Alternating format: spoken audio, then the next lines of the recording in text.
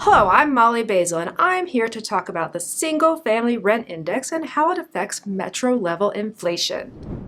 Last month, we showed that U.S. inflation may be underestimated due to a use of a measure called owner's equivalent rent, which makes up 30% of the core consumer price index. When the CoreLogic single-family rent index is used as an alternative measure for price changes in owner-occupied housing, we saw core inflation increasing by 1 to 2 percentage points faster than what was reported from April to July of 2021. The CoreLogic Single-Family Rent Index is also available for more than 100 metro areas, which can be used to compute metro-level inflation measures.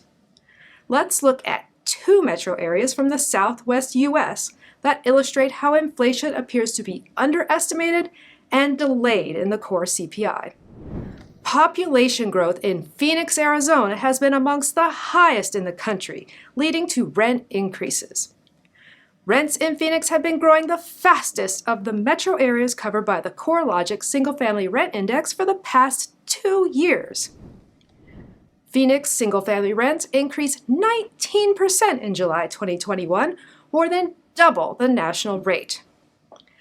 However, the owner's equivalent rent measure used in the core CPI grew by just 5%.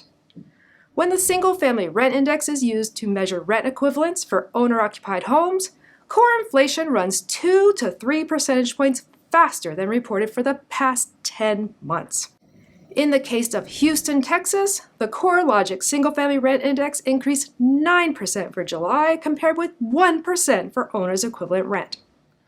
These measures can be compared for a longer time period in Houston, and we can see that not only is single-family rent growth more variable than owner's equivalent rent, but it also experiences turning points sooner.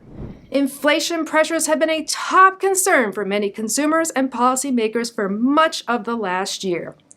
However, official measures showed that inflation was largely under control for all of 2020 and the early part of 2021.